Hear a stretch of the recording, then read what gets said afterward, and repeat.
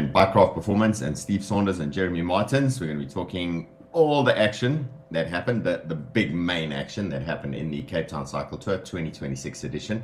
A super exciting race day. But before that, Jeremy, how are you? Steve, always cool. Literally cool. My side of town. I think spring has bypassed us. We've gone straight to summer, boom, into winter. It's challenging this side of town. It was shocking, rather shocking to suddenly have that. Although I must admit, I'm able to wear my long jean pant now instead of my short jean pant. Quite exciting to be able to do that and walk around and not be in a ball of sweat all the time. I'm looking forward to this winter. I believe everyone else is absolutely hating it. Yeah. Oh, well, it is what it is. No such thing as good or bad weather, just good or bad clothing. Clothing, exactly.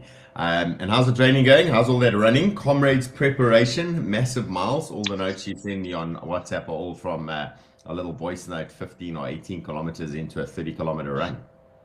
Steve, we are, and to quote Lindsay Perry, the Comrades coach, we are now in Comrades training. Yeah, it's between 75 and 85 Ks a week now for this month. Very lekker, just managing all those little niggles. But yeah, it's good getting into the rhythm of it and having been active again. Brilliant. Yeah, I'm trying to get a little bit more active. Decided to get back into the gym on, I think it was Monday. It wasn't a good idea.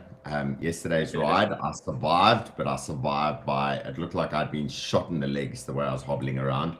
And yeah, it was a little bit too much for me. I'm not a hardcore athlete though. I'm definitely the fair weather, middle of the line. Recover lots. How many Ks you get in yesterday? Surprisingly, 95.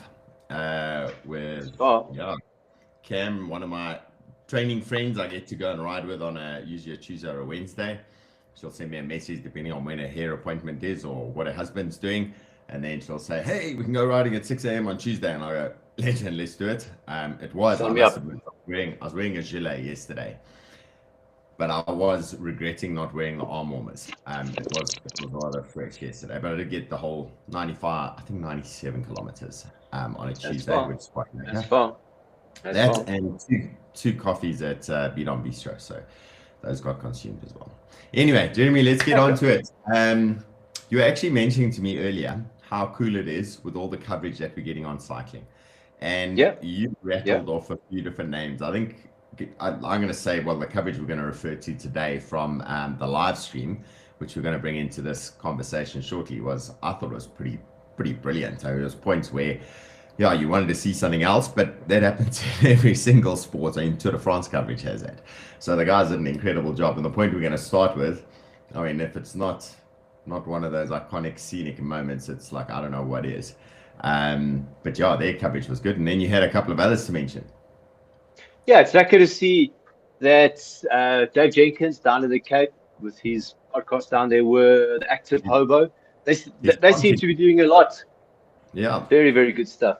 And I said to you before you came on, I think with what's happening now, there's probably more coverage about cycling, road cycling and mountain biking. The races, the detail that we go into, and the personalities and the people. I think if you backtrack good couple of years, you had the super cycling show, which is now turned into Cadence, and from the South African side, that pretty much was it. You had a lot of the teams putting out their own content, but their content is their content, and so we're based towards them. I think there's a lot more that's done now from a neutral perspective. What we do, Dave's coming in. Kent and Ryan has started something which I think is also quite lekker. We're going to get a different perspective of what goes on. And I think it's like that there's more happening, which is cool. Yeah, no, it's been, I think it's really good to see all of this coverage coming through, and we're starting to get to know the people, the athletes in the races as well. That makes a big difference in what you're cheering on. I've always said in the past, over the last 6 or 7 years, it's sort of what was missing is that you couldn't really relate. And if you ask an average cyclist out there, Melissa Kritzinger, she's an amazing cyclist. I go, who? And you go, God, do you not know Melissa Kritzinger? She's amazing as a bike rider and as a person, but she's such a quiet person, and there's no coverage out there for them to get that exposure. And now we have the opportunity for people to cheer athletes on. Lisa Bone getting that. I mean, she's been so good over the last couple of years anyway, but winning this one just boosted her image out to people that wouldn't have known her otherwise. They may have heard her name. They may not have seen what she looks like. Now, when they see her, they're going to go, "That's Lisa Bone," which is awesome. I love it. It's a bit of hero worship. And I suppose actually that's what you and I do. We're always talking about the athletes. We're talking about the competition, the inter-athlete rivalry, the tactics and all of that.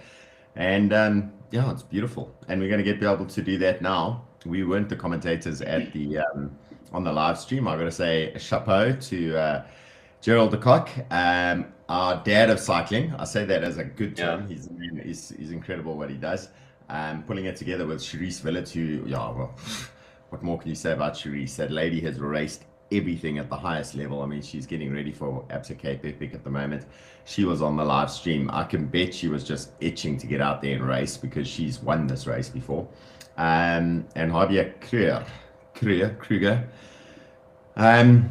They bring a nice dynamic to it and lots of interest going on. The videographer's doing a good job. Producer's doing a good job covering 2 races at the same time, which is, Jeremy, we've only had to cover 1 race, and even that has been hard at times, trying to get backwards and forwards with the producer. So well done to them. Anyway, should we get on with it? Let's jump in.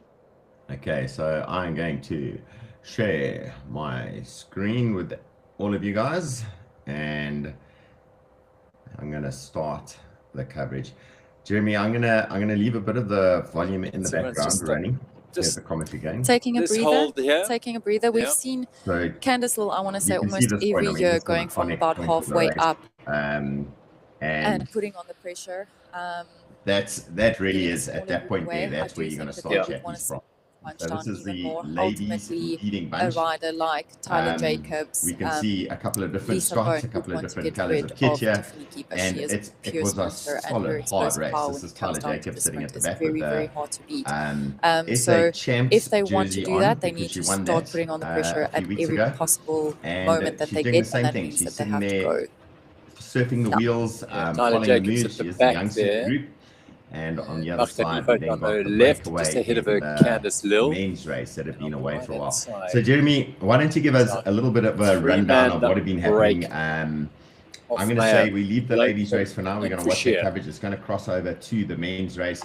We got 3 in the breakaway. There have been still on the frontier attacks throughout the day. This one was the one that stuck. Kate Courtney's never been anywhere other than 3rd or 4th, first. As the riders went on to the blue route, the racing men, there was a group of 6 that eventually got away. You had Daniel Loubser. I thought about it on Sunday. He's like the Jackie Durand of cycling in South Africa. Always in the break, always driving it, always looking for something. Another brilliant performance. Unfortunately, the break didn't stick. One day he will get into it, and the break will stick. Advan Fouchier, previous winner of this race. He's won pretty much everything in South Africa. Needs no more introduction. Then there was Wynand Hofmeyr representing Team assert Cycling. He was there policing the move for his team leader, Tyler Lange. Then there was Carl Bontes, I believe, he got into the break, and then also, unfortunately for him, he had a bit of mechanical, so he had to stop, get out the break. Then there was JP Lloyd. JP Lloyd's just a dangerous rider. He's been dominating over the last year or so at the Killarney. Very fast man. He won a couple of big races in South Africa over the years. Then there was also Keenan Ruiz from Team Cycle. He was there policing the move. Then just near Smith-Winkel, JP and Keenan, they lost contact with the main split. Coming into Ocean View, Advan Fouchier, he picked up mechanical, dropped his chain, and then he had to stop and get the chain back on his bike. Then he was out of it. And then the trio lead there, it's 1 minute 10 points. Isn't that far, Hogan? It's too big, especially for the big guns. So I'm going to go forward on the coverage just now laying down the catch law up to your commentary. I just want to show on the left side of the screen the contenders like Tyler, Ryan, and their team starts controlling and pacing and upping the pace. Pushing hard and trying to cause some damage. Up to Candice the summit of Chapman's Peak on the women's race, 78 kilometres. They started in Fishhook, and we're getting down towards the business end of this race now. Steve, can you turn that Gerald down there? I'm battling to hear anything else over above what Dad's saying. No, is it better? Sounds off completely. Yeah, sounds completely. I could hardly hear it. Dad was being strong. Super excited. So on the ladies race, you can see the pacing starting to get set there, and how fast they start heading up there. Candice Lill on the front, she's putting the hammer down. It's looked like they're riding a flat road, and this isn't a flat road. This is getting to the false horizon the first time, and then you get the second one where you go over the top proper. Kate Courtney sitting in second place. You can see the shattering happening at the moment. Tyler Jacobs having to close the gap. Lucy Young, I was really surprised to see Vera in this position at this climb, because I mean, she's always in the front of the race, and for her to be under the pressure there, I was a bit surprised to see that. But you can also see how hard Candice Lill is pacing up here. I mean, the pressure is on. When a rider sits 2 wheel lengths off the back of the group, they're not sitting there because they want to. No. This is Sonika Klopper at the back here. She was in that massive breakaway at SA Champs. And Tyler Jacobs finding herself having to do some work to try and close the gap. She will get herself back in there with that descending skills. But as Kate Courtney has seen the opportunity, she goes to the front. She says, brilliant work, Candice. We'll keep that going. And she starts to close that gap down again. And she looks around and sees no one else is willing to do it. And it starts to pull back together. We saw this for both the men's and the women's race. There was a definite pull towards the top of Chapman's Peak. And then as they crested the ascent and they started the descent, it's a long open straight, and it seemed to be a block headwind there. And in the men's race and the women's race, the riders that were just off over the back, they managed to ride themselves back in. As you can see there, Tyler, they just got back on at the end of that long straight section. Yeah, but you can see the difference, and we know what the race is like. It really is a race of 2 halves.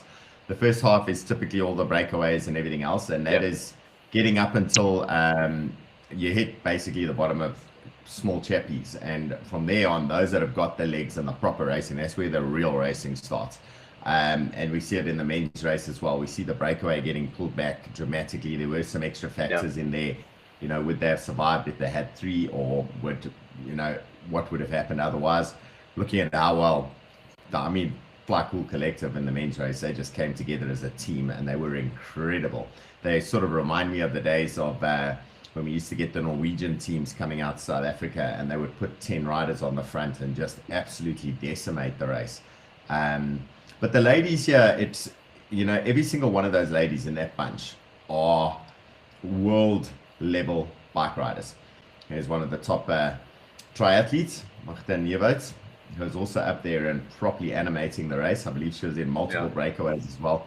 And you can see the speed they're going at. I think it's, one of the other things I think is really cool, Jeremy, is the 70-kilometer distance for the ladies, separating their race completely from the men, so that they have the opportunity to race strategically and actively. And see Candice Lill on the back here. Let's just interject here. Funnily enough, you and I both know why there is a separate race and why they do a shorter race. But I think we need to just to clarify here why that is, because over the years and decades, the elite racing men, the fast guys, they start off first, and they don't have any traffic that gets in the way. Then the elite racing women, they would inevitably have started within a group that there are men. Yeah. And then as the race would progress, the men would interfere with the women's race. And there were a couple of incidences where riders could have won, but the men changed the dynamic of the race. So it was a couple of years ago they actually decided to eliminate that any guesswork, so that the women start in Simonstown, which is about it's before Simonstown. Fishhook. Yeah. So they cutting out the first 38 kilometers of the race, and they're starting at a very similar time to what the elite racing men are. So they've got a clear shot at the race, and no one can interfere or get in the way with their individual race. Yeah, so that's like I said, after the event, I've had a few people actually asking me why the women race shorter. That's the reason why.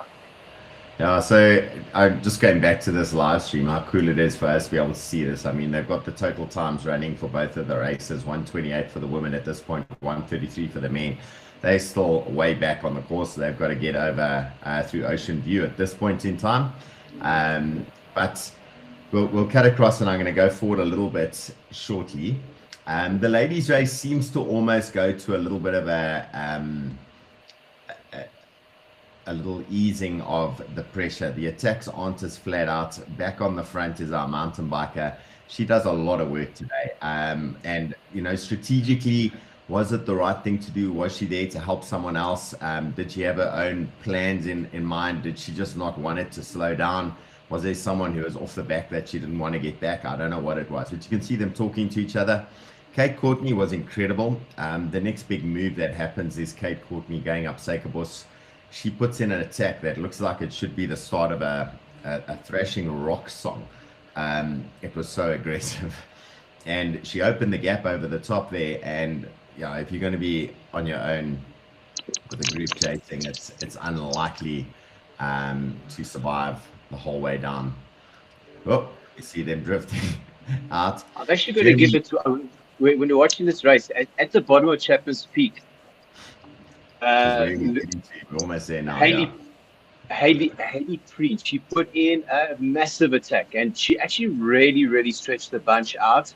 And then from there on that's when you was good if Candice Hill went to front. They just, you know, drove the screws a bit tighter. But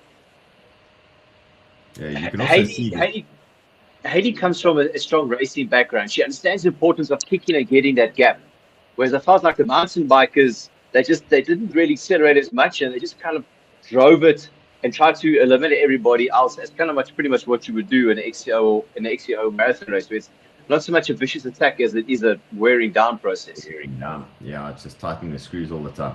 So they cut across at this point to the leading breakaway. You mentioned the 6 that were there originally, but by the time they got over the far end of the circuit and heading back through Ocean View, we now got 3 riders, and I'm going to see if I can get ahead to where we see this was just before Ocean View.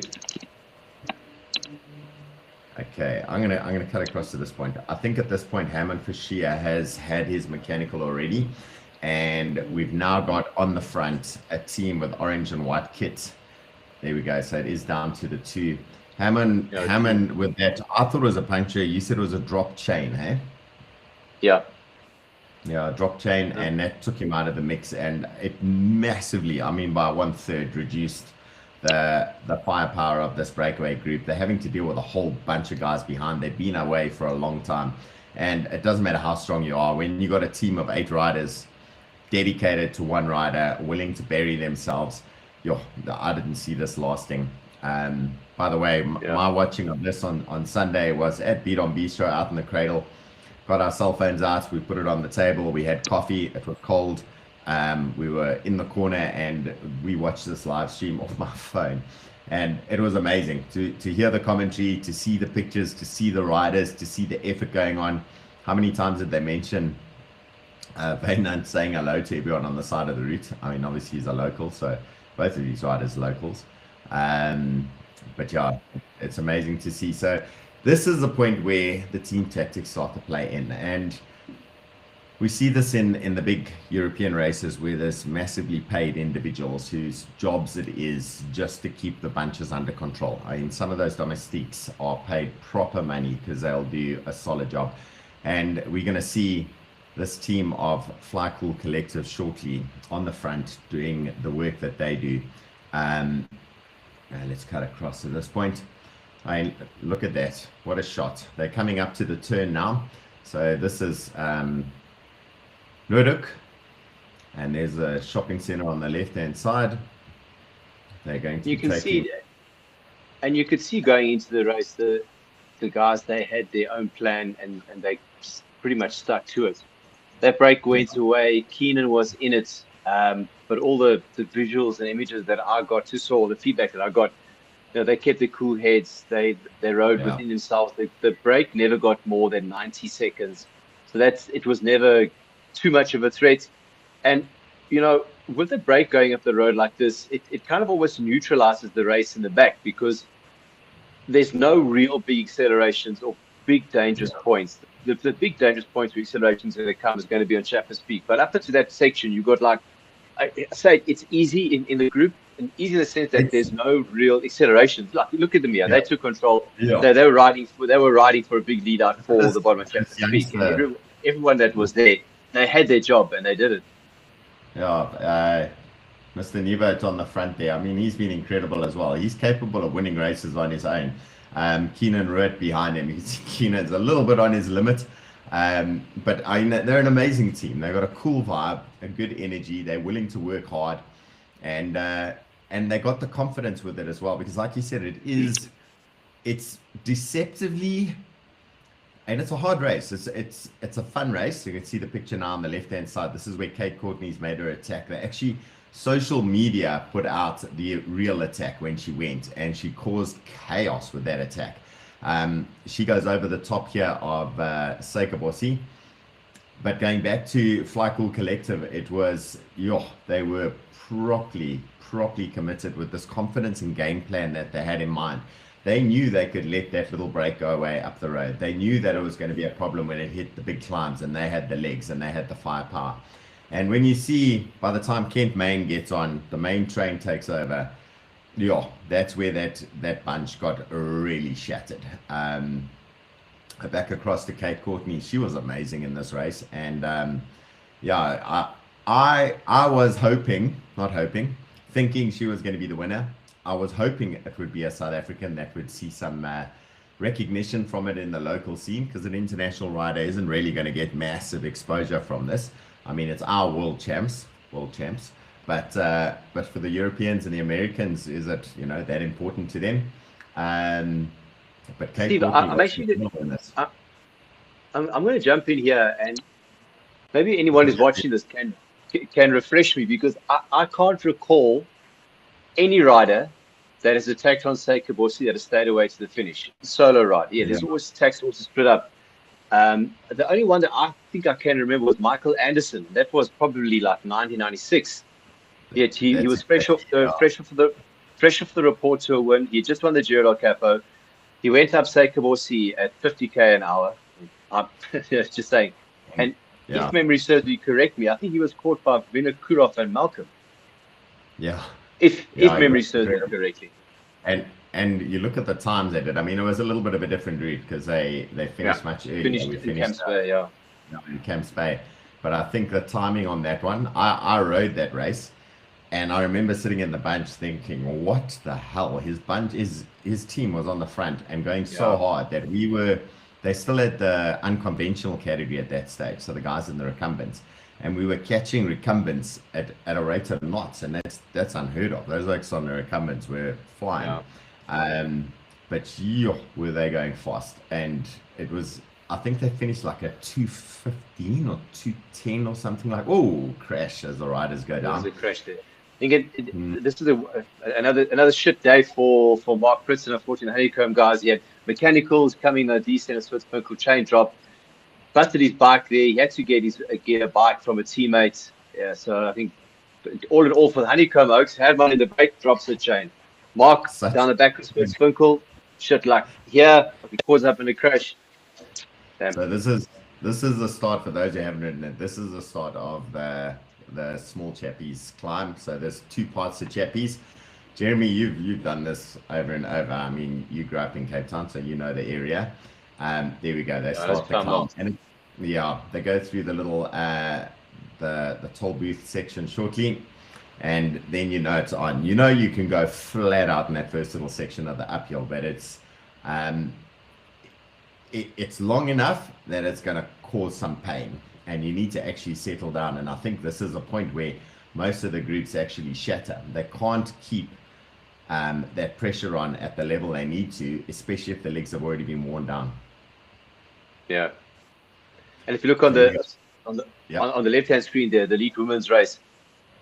It's aggressive. Was it at that point? I think Tiffany Keep was still off, or was she back in? They couldn't see, and she obviously got distance going up Suikerbossie. She got distance going up Chapman's Peak, but speaking to a few guys, something similar thing happened at the EP Herald, and she got herself back every time, and she ended up winning that race. So yeah, she was kind of the resilience. She was flirting with danger today, but yeah, she got back, and when she got back, I thought, oh, she's going to be good, difficult to beat today.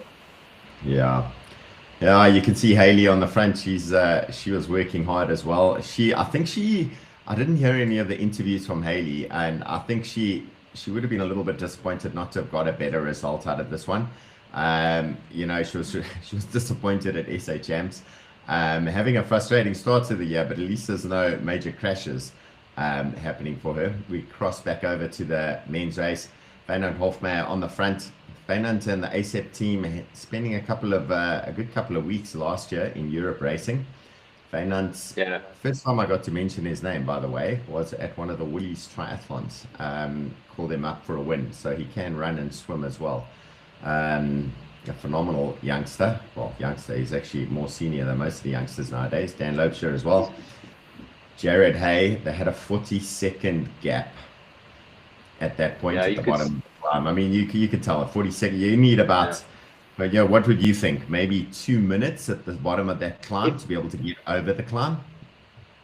If you wanted to stay away of Suikerbossie, you need at least 3 minutes at the bottom of Suikerbossie. So the 3 minutes at the bottom of Chapman's Peak, if you want to make it over the top of Suikerbossie, because like I said earlier, when the break goes, they will run to get their time gap, and then in the main group it's easy because inevitably a team will control, and it's not too surgy. You can sit in group and recover, and then you must know that when you get to Little Chapman's Peak and Big Chapman's Peak, then it's time to unleash, and we're going to see how it works just here.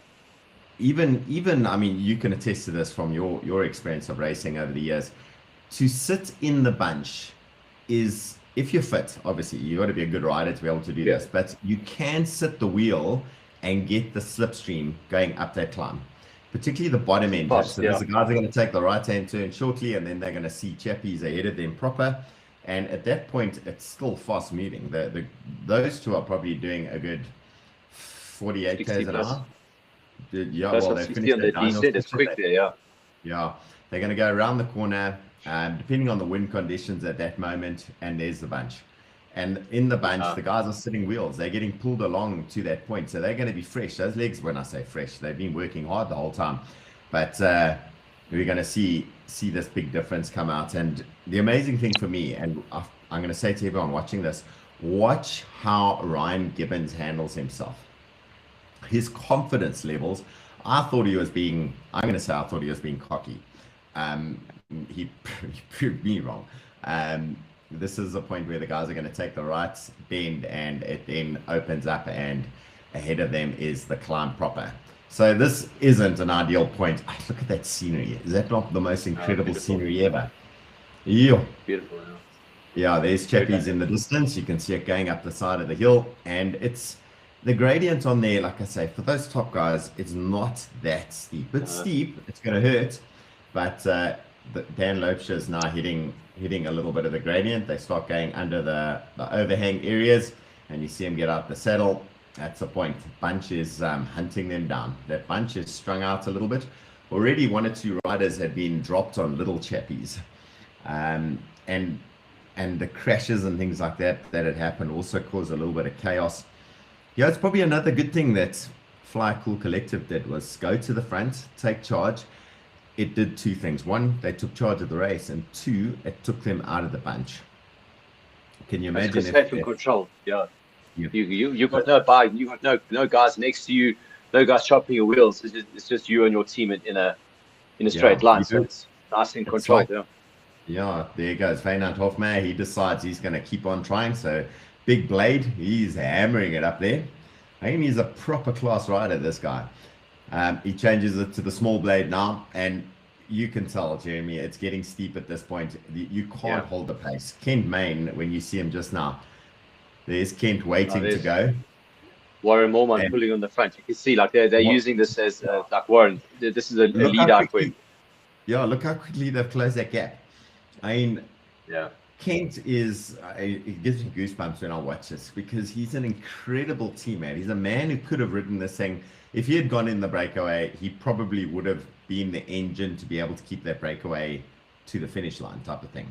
Fernand doing an incredible ride, but he's just, he's not going to have it. It's just, there's no chance that you're going to be able to be that strong on your own in the wind when you've got a team like Flycool Collective there. You can see 77 guys.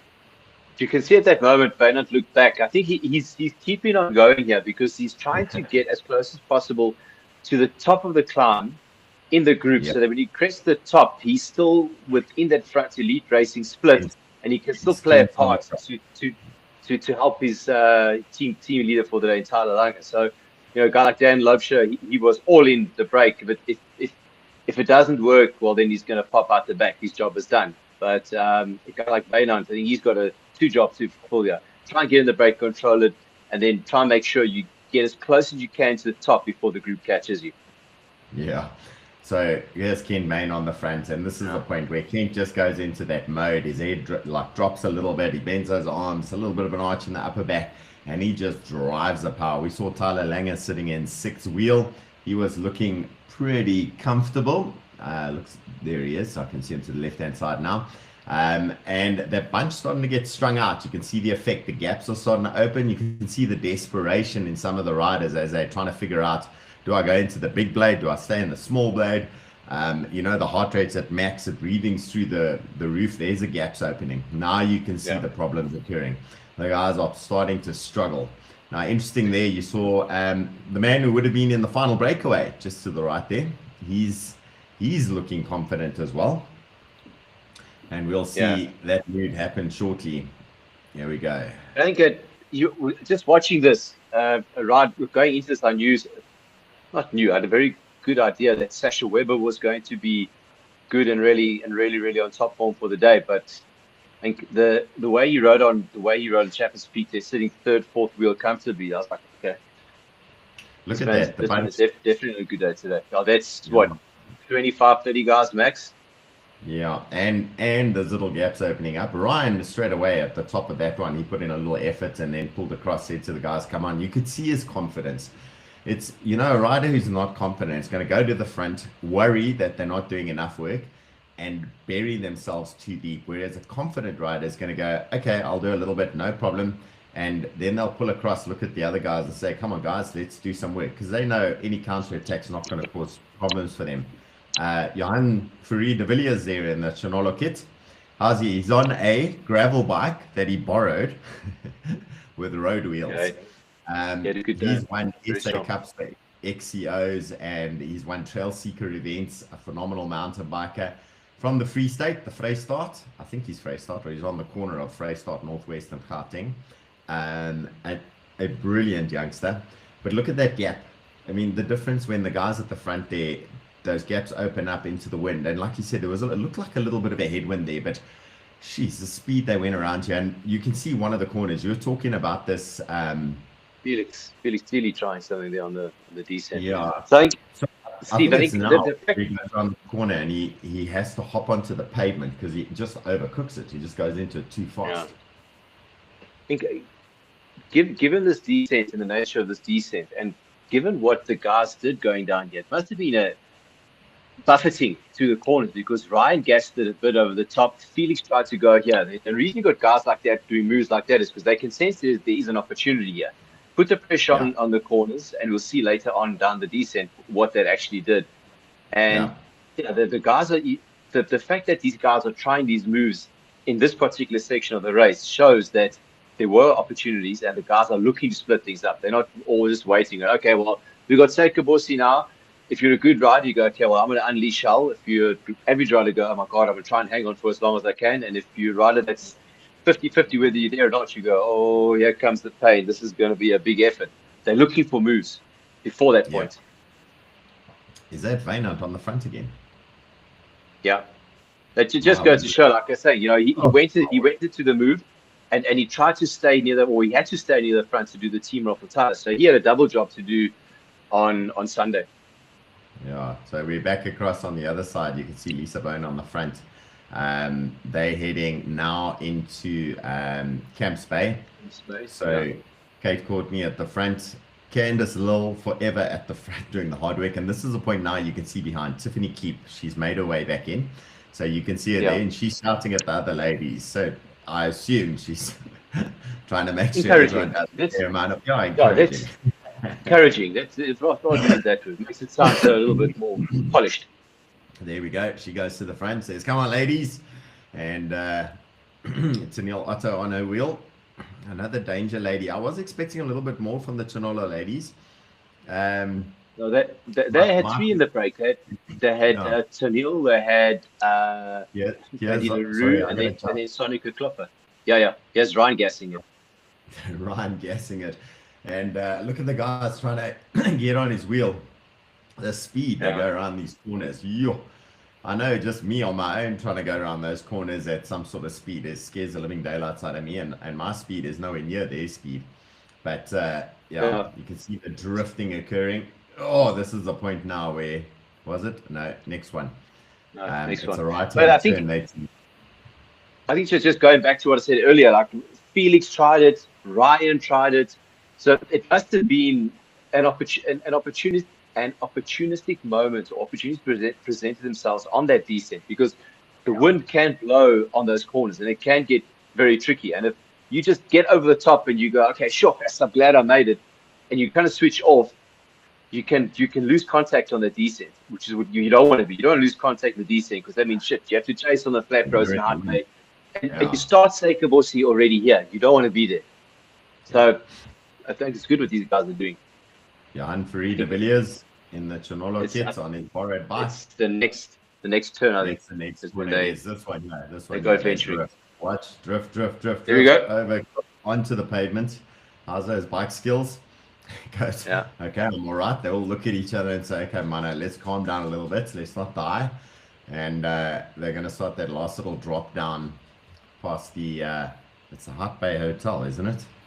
Yeah. Steve, was it the 96 or the 95? It was called the August then, when Jacques Foulard, he came a little bit too hot in one of the corners in the bottom, and he had a bit of a lie down. It was wet that day. Was that... He was riding for Minolta then, wasn't he? Yeah. Yes, Steve, we're giving our ages away. Yeah, we're talking about the 1996 August. Jeez, like that was, what, 30 years ago? Wow. Listen, Jeremy, there's a lot of these riders in that bunch you're looking at who have birthdays starting with the 2000s. In fact, a lot of them would be 2000 and something. So, you're talking ancient days. Here we go, the last little bit down. They're going to go past that. Look at the speed they're going at. It is dramatic. And look at the scenery. I mean, if there's ever an event that's going to show off South Africa, not that Cape Town, South Africa, but wow, there they go past the hotel. And there's a couple of little manhole covers and things like that. There's an amazing gym in that center on the left. They've just gone past, which has scenery. Now, in the gyms I go to, the scenery is like a picture on the wall of a beach or something like that. That gym just has windows looking out on the beach of Hut Bay. So here we go. This is the front bunch, and see this group's trying to close back in.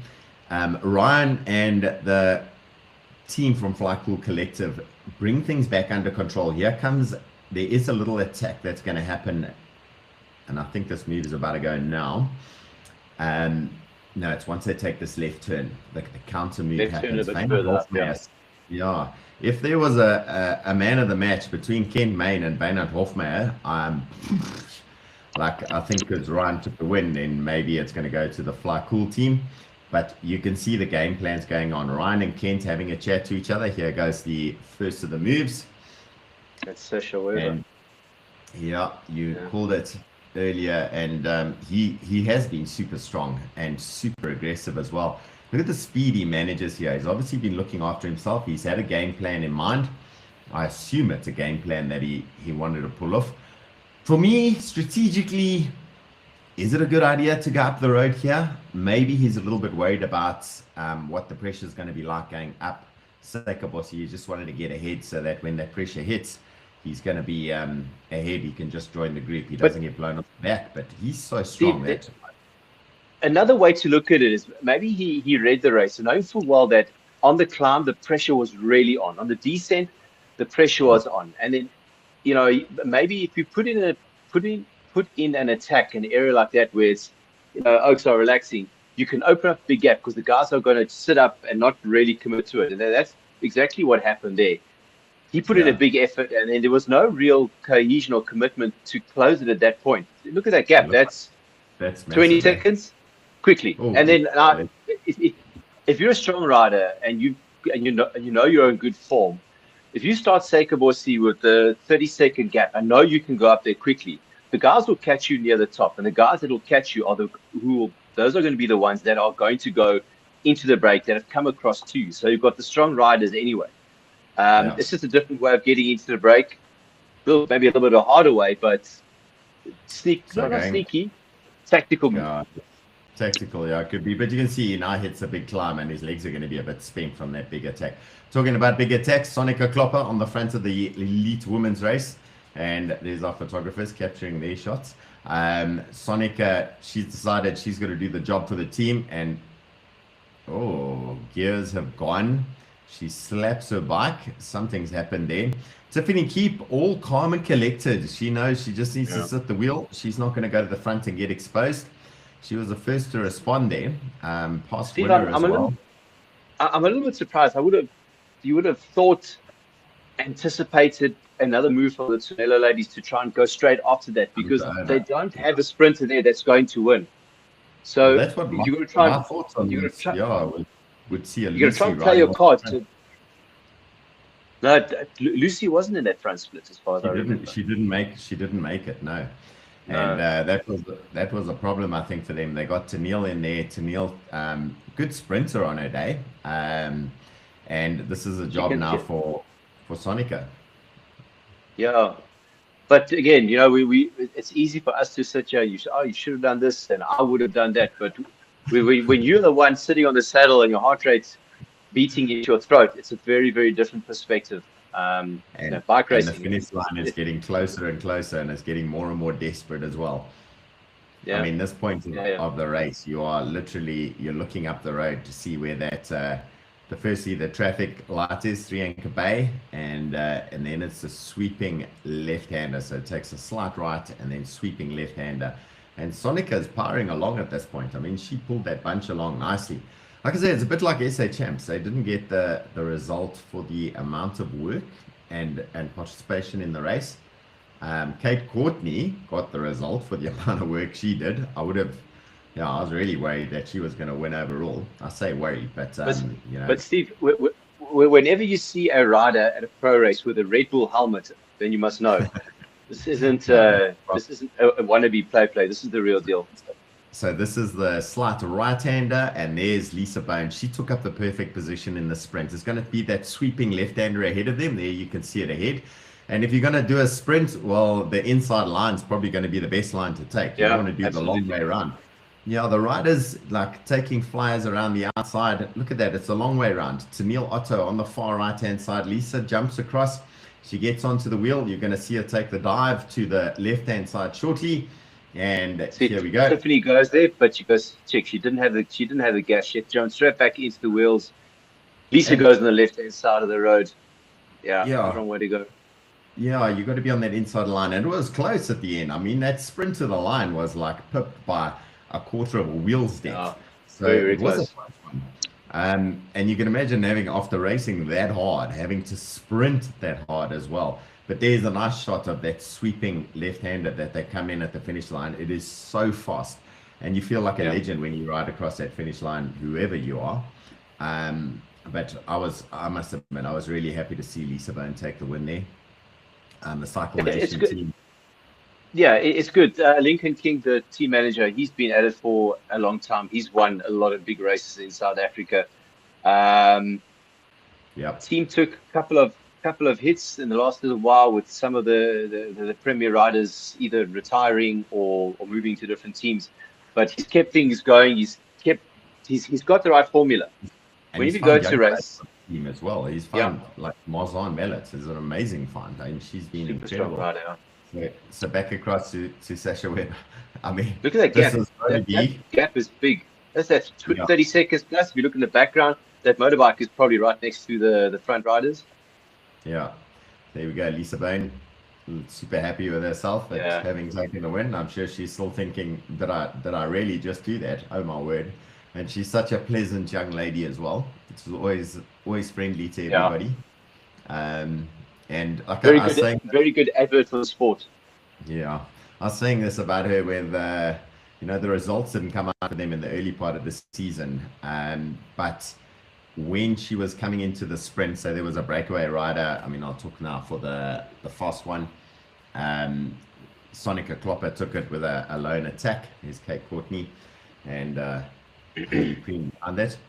Tamil Otto next to her. But the power she had in a sprint. And when someone's sprinting well, you can just see it. Like the ability, the connection to the bike is seamless. And that's how Lisa's been looking. And it worked out this time for her. How incredible. I'm just going to say this ride here from Sasha. There's Callum Orniston. Look at that effort there he's putting in. And Callum, he caused that split. Yeah.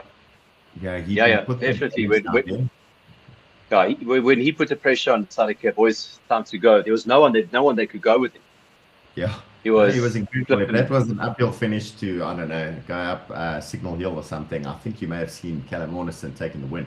Definitely. There we go. Look at the gap he's already opened there. He closes in on Sasha Weber incredibly fast. They've whittled that bunch down. It has shattered a million times over. And the guys are at their limit. There's no... You can see those moves are difficult. But Ryan Gibbons, if you watch just now, you're going to see Ryan make that counter move. And again, that confidence that I thought was overconfidence was just his knowledge of what he needed to do. Yeah. How's this effort? This is flat out. This isn't riding comfortably or like finding a comfortable threshold pace to ride it. This is, what have I got left before the lights go out? And I'll squeeze that little bit out as well. Sasha Weber, nice response to it. Very, very good. We were saying tonight, did Sasha go a bit sooner? Yeah, he gets over the top with the front group, which would have been one of his objectives, I imagine, attacking at the bottom. But you always have to wonder if he'd waited 2Ks later, could he have got over the top with a 30-second advantage going over the top? I think he would have been a good player in that group of four, and I think he would have been in there looking at the way he races, the way you can read a race as well. Yeah.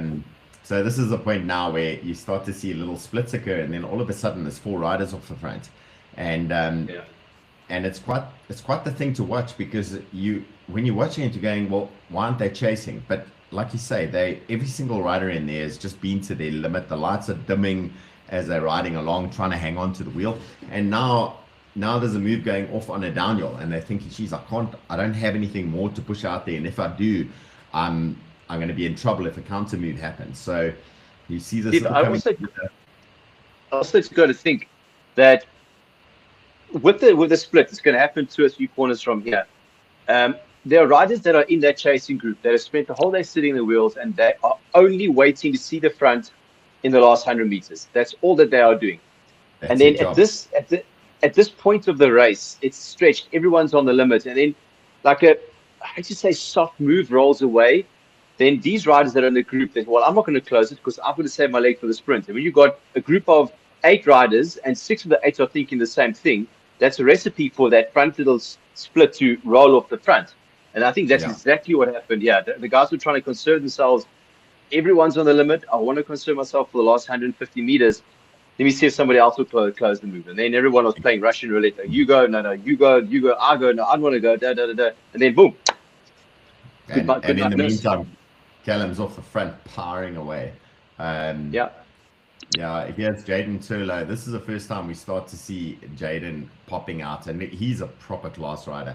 If you could put a soundtrack to a rider, there's that song by Lynyrd Skynyrd called Free Bird. And it's got a riff in the middle where it's like the guitar goes wild. And Jaden Turlo, every time he's won one of the trail seekers, he comes across the little flare. There's a split, and it's just it's one of those where you think, why did you let that open? And I can bet you every single one of those guys sitting there is looking at each other going, I should have closed it, because look how quickly it opens.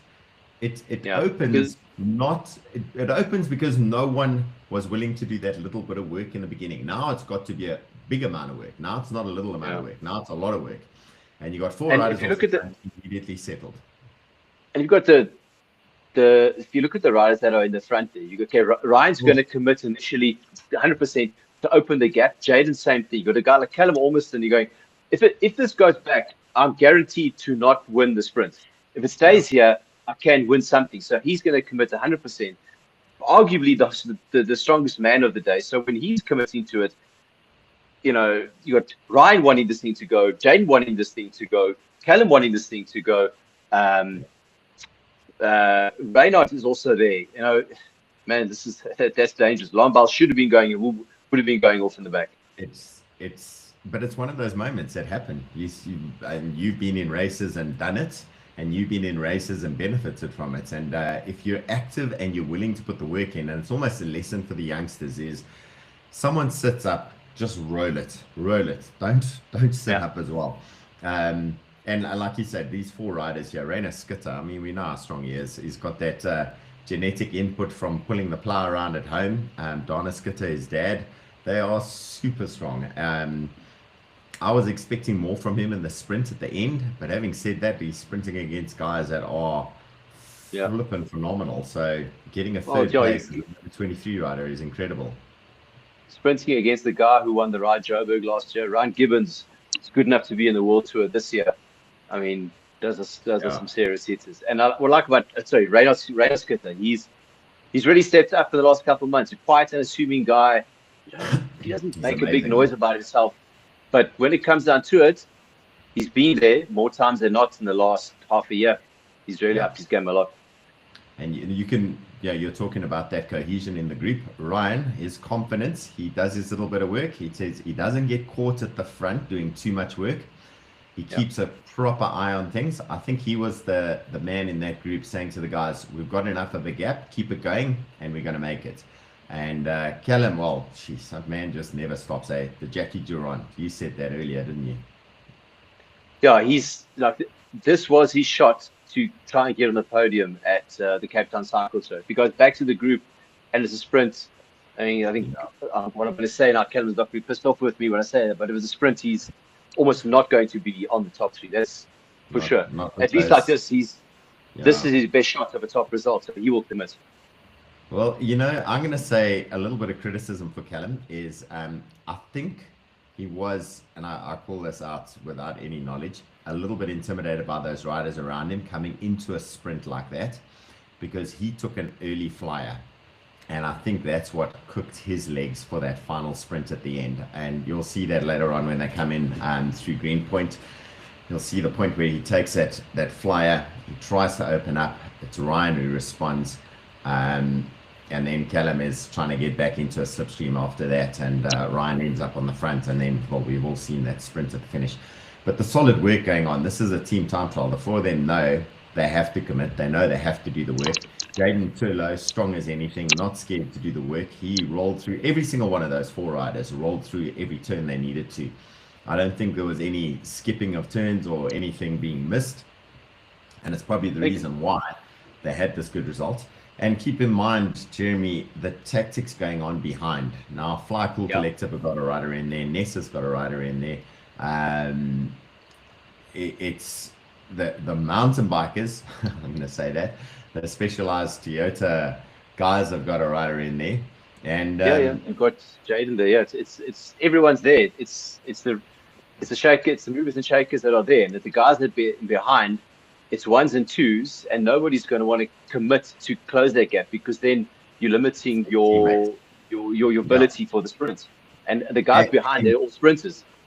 Yeah, the guys are all sprinters, and on top of that, they're pulling teammates of these breakaway riders along to them, which is also going to give a free ride to those guys. So they're stuck in that catch-22 scenario.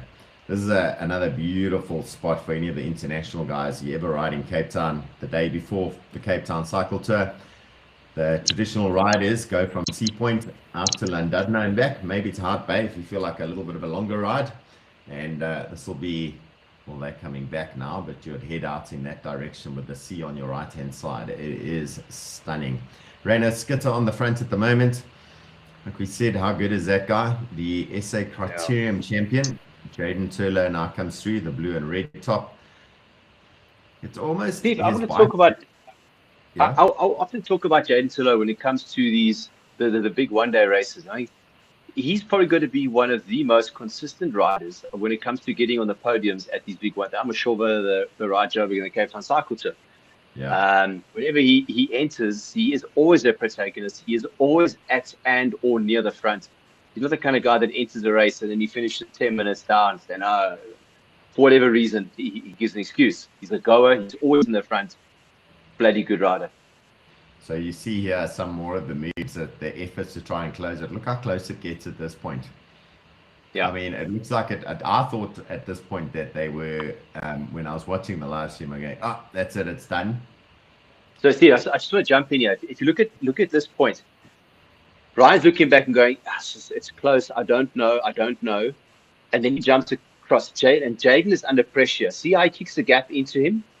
Yeah. Now I'm not quite sure. I must speak to Ryan about this and see if he will give the honest answer.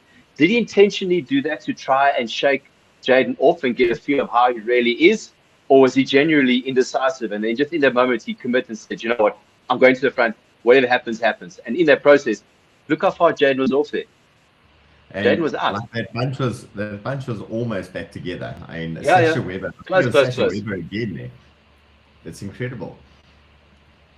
Very close. And yeah, it's all about 150 meters there. And you can see that in that 500-meter bubble, that was where Nerves of Steel came in. You got Reno and Caleb on the front pulling because they know this is their shot. Ryan and Jaden are playing games. I say it's playing games. Sasha Weber behind is chasing, knowing he's got to get back. And, it's... from the outside, it just looks like a bike race and guys are getting dropped and pulling back. But what's really going on there, that was crunch moment of the race. And the ASAP guys behind, the RH77 guys behind, are both desperate to close this gap. They wanted to close down. They wanted to come back together. Tyler Langer did a massive amount of work. When you watch back on the little sections, you'll see how many times he's on the front trying to close a gap, trying to do a little bit of work to keep the pacing going, which is unusual. He's a man who knows how to hide. But he's watching the race up the road, and that's his race disappearing. This is the point now where the gap is set properly. Look who's on the front still. Look who's pulling still. This is where the old Argus used to finish up this drag. So this is a hard part. And Callum's been pulling pretty much all the way from Cafe Caprice on Camps Bay. And he's still going hard here. He's still opening that gap. So this was his shot. He had to do this if he wanted to do, or he was trying to play for the win. This is his moment. Yeah, he was phenomenal on the day, and like I said, I think it was a little bit of a lacking of confidence in his sprint going into that. He wanted to try the early flyer. When I say the early flyer, like 500 meters out, and maybe he would have had the legs. You don't know. I watched that sprint at stage 2 Tirreno Adriatico, and those 3 breakaway riders hammering it up the last hill, and it looked like it was going to be a clear win, and then suddenly it came back together. Then there's 2, and then Isaac Del Toro comes back into the mix as well, and by the line, it was all of them next to each other. And this race was hard for these riders. I mean, this was not an easy ride. Steven, I think attacking each other. There's a gap between. I mean, this is nothing. Yeah, this is nothing. That second little group of 3 is under 17, so we can ignore that.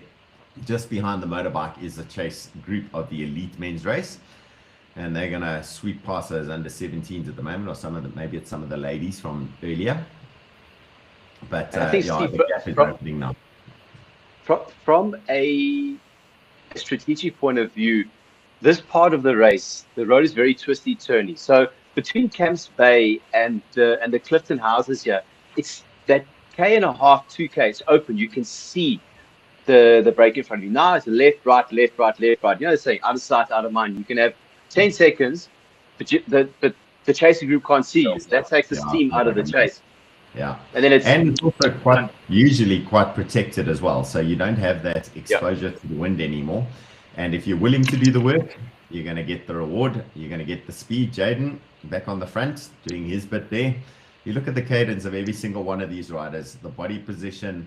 There wasn't any point where they could sit up on the bars and look around and have a breather, maybe suck on a water bottle or something. Everything is committed to this one, and the gap now opening proper. They settled down nicely. I mean, how's this background? Isn't this where you got a house as well, this area?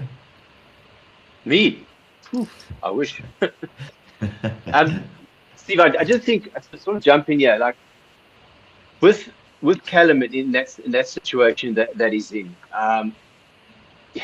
you know, if at this point he hadn't got away to get the win by himself, he should have maybe looked around for the camera. Of these three riders here, who do I think I've got a better chance at beating? Ryan, don't know. Jaden, don't know. But Radar Skitter, maybe you can beat him. So, you know, in that situation, I think it's best to follow the rider that you're pretty confident you can beat, and let the other guys beat you, because if it's a sprint, they're going to beat you anyway if you're racing for a podium. If Callum didn't work as hard as he did, would this group have stayed away? Absolutely so he secured himself that 4th place. And yeah, I mean, he's been going hell for leather since about halfway up Suikerbossie. And when I say hell for leather, like a fair chunk of that was him on his own. Yeah, and any playing games, he just ignored it. He went back to the front and he kept the pressure on the pedals. By the way, they're going to go past a road here called Saunders Road. They've just passed it. They'll take the right turn. So Saunders Road is really cool. That's not mine though, unfortunately. Unfortunately, sure. Yeah, unfortunately. Cool. Yeah, the guys take that left turn, then the right turn onto the beach road again, and they're into Sea Point now. Past the pools. Yeah. Past the pools, and this is where you start to see how big that gap actually got. And the cohesion in the chase group, they're obviously putting in little attacks. They're trying to do something, but nothing's sticking, nothing's working. It's not bringing it together. Not in the same way. Like Callum, there he is on the front again. He is. Yeah. I hope Ryan went to him afterwards and said, "Thank you for bringing me to the sprint," because it's like he replaced Kent for a while with the amount of work he's done at the front there. He didn't. Yeah.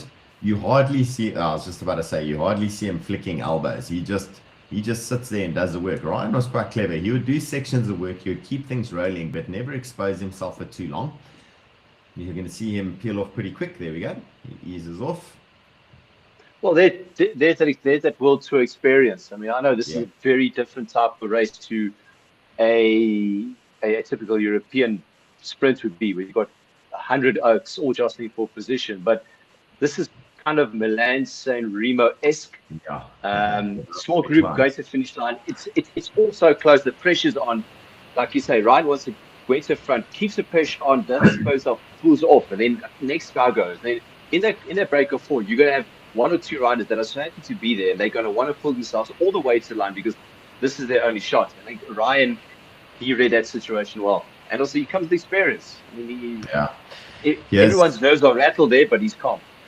Yeah, he's so calm and collected. Now you're gonna see how big that gap is. They do have a little bit of time to be able to work with at this point. Callum looks back.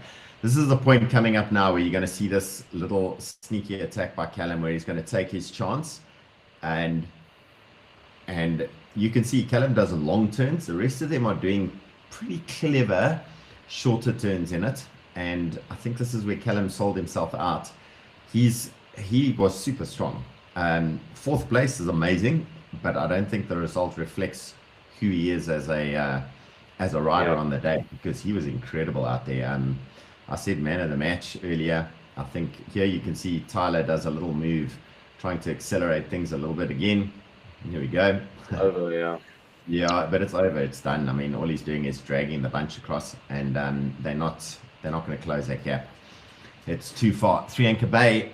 They're going to head towards the traffic lights. Where's this attack going to happen? This is the point where Callum goes.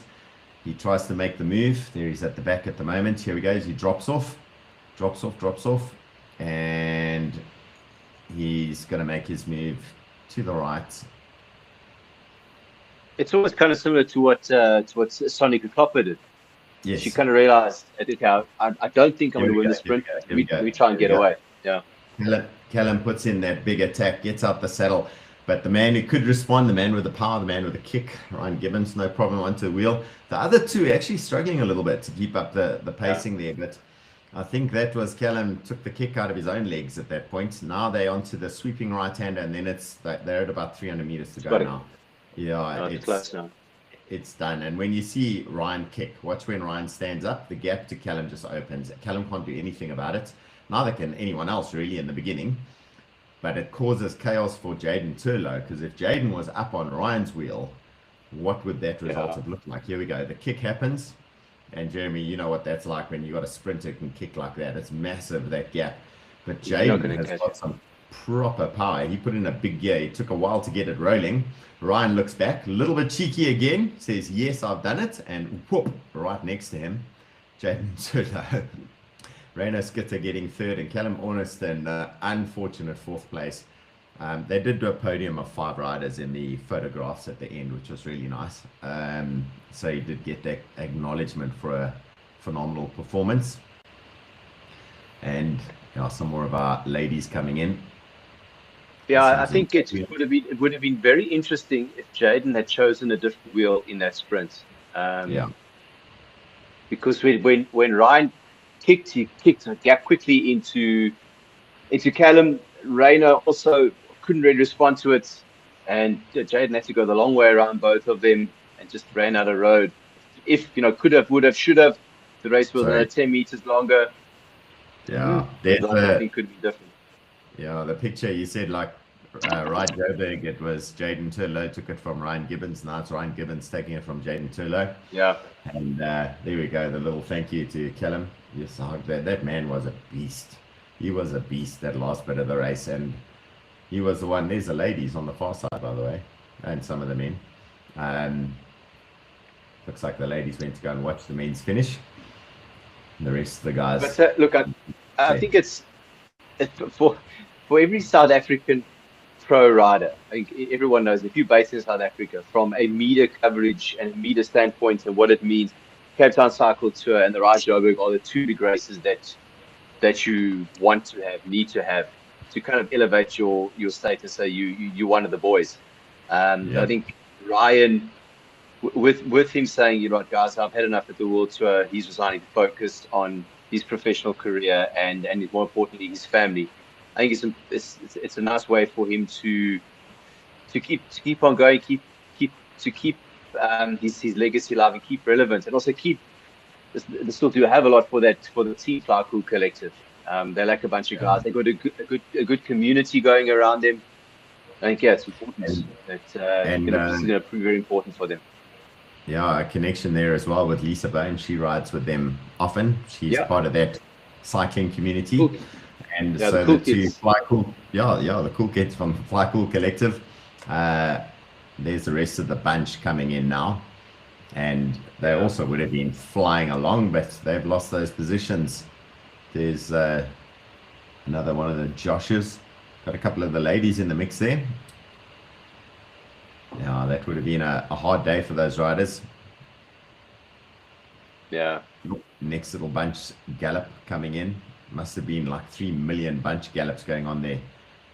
Is that Johan Trotsky? But he was like 3 or 4 wheels back on that one. Yeah, anyway, Jeremy, that was absolutely amazing. What a cool day. Another amazing race, another phenomenal showing from the South African riders, and I was quite excited to see the international riders being kept at bay. So Gauteng for the win. Gauteng. Next time, Cape Town guys, you're going to have to up your game. Maybe the Gauteng guys for the win. And you, I saw you pick this up on Facebook. You posted it. Road riders for the win. Roadies, woo! Roadies and Gautengers for the win. That was brilliant. We love it. But I'm sure they're going to come back, both of them, a little bit more angry next time around. Here's the well, I'm watching the coverage on my other screen here. You guys can't see it, but worth watching that live stream again, guys. If you got some time, sit back, grab a beer, get some of your mates, and go and watch that live stream again. When you watch that sprint from overhead, it is so close at the end. But what a brilliant day. So a little high five to you, Jeremy. Once again, thank you for all the insights from your side, to all the riders out there that completed the Cape Town Cycle Tour. Jeremy's going to come and race it next year. Jeremy, I think we should go do it. What do you think? We'll do a little live stream from the bicycle.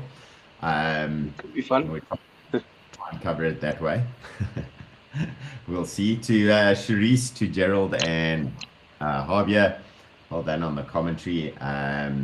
To Dave Jenkins and his show, guys, go and watch what he does. It's some cool stuff he's doing. He's interviewing some great riders. And then finally to Kenton Ryan on their new podcast. That's also looking really good. We always say our skill set is in the content, not in the production. And we're going to carry on doing that. Theirs is in production, that's for sure. It's looking phenomenal. Yeah, and very good. So that's it from me. Jeremy, anything else you want to say? Okay. No, I think we're good. Okay, that's it. Well done, done. Yeah, Lisa Bone and Ryan Gibbons taking it. Brilliant one. Chat later, guys. Cheers, Alex.